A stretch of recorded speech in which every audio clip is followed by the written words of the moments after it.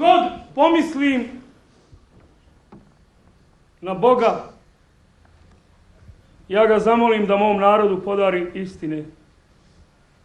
Kad god pomislim na Boga, ja ga zamolim da mom narodu podari istine. Svašta je mom narodu za ove 4 godine falilo. Kuće, hljeba, para, lijepe riječi, tople čorbe. Zato danas, dok moj narod još uvijek hoda po vodi, ja molim dragog Allaha da mu podari istine. Nikad ovoj zemlji i njenom narodu nije bilo potrebno istine ko danas.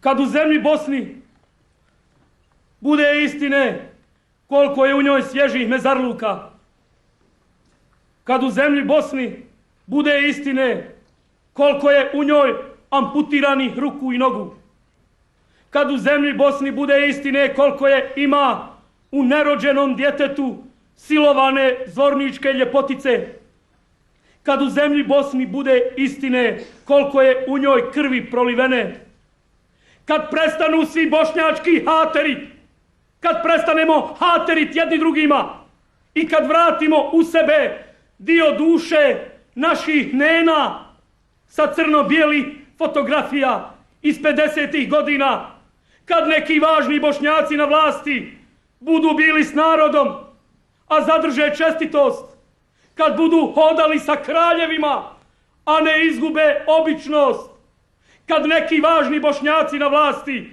zakašnjeli pubertet i stresu kod svoje kuće, a ne po vlastitom narodu, kad neki važni Bošnjaci na vlasti shvate kako smo otkrili da im je u ratu ljepše nego u miru, kad svi, i oni gore, i oni dole, shvate da su živi zahvaljujući najmanje sebi, a najviše bošnjačkoj sirotinji, raspoređenoj po čukama, od Teočaka do Bihaća, od Gradačca do Mostara.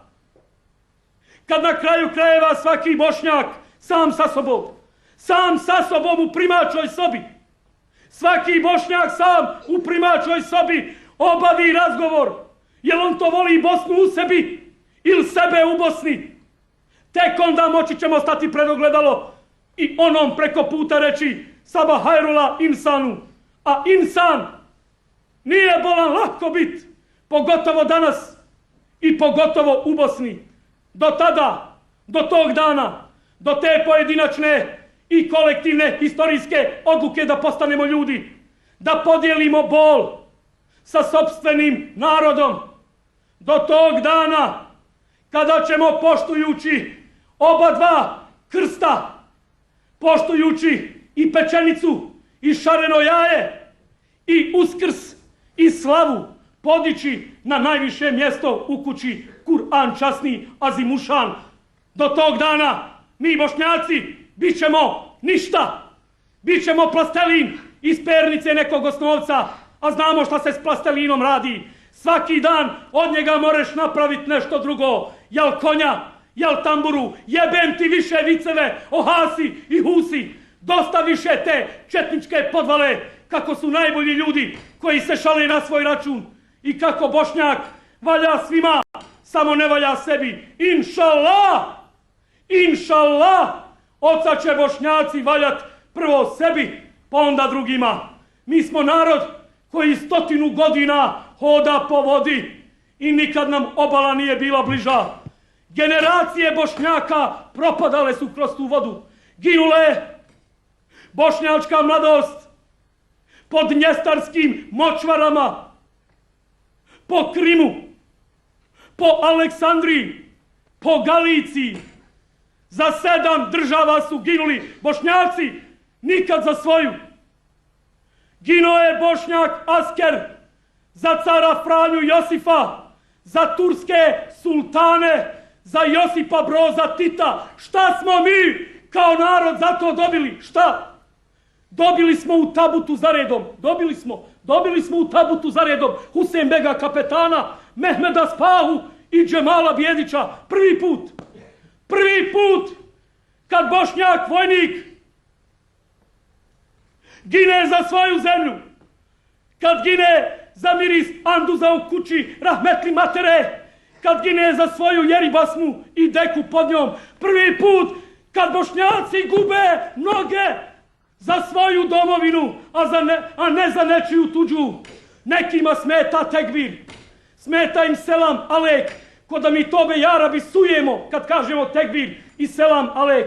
Smeta im što ih momak od 19 godina s Musafom u jednom džepu, a 4 hljeba i sarajevskom drinom u drugom čuva po bosanskim vrletima, dok oni krkaju kameno vino i žilavku. Nekim smeta. Upamti, narode moj, Allah je odredio da se u Bosni dese dvije istine. Jedna prvi put, jedna zadnji put. Prvi put zemlja Bosna ima svoju armiju i zadnji put svoje izdajnike. Inšallah, imat će i slobodu. Njegov način, njegove poruke možda objašnjavaju zašto i drugi neće da ostanu u toj Jugoslaviji. Takvu Jugoslaviju kakvu hoće gospodin Karadžić više niko neće. Neće više niko možda osim srpskog naroda. Takvu Jugoslaviju su u očima jugoslovenskih naroda, Slovenaca, Hrvata, Makedonaca, Albanaca, Mađara, muslimana, jednostavno omrzli u očima Evrope i svijeta. Takvi načini kako to Karadžić radi.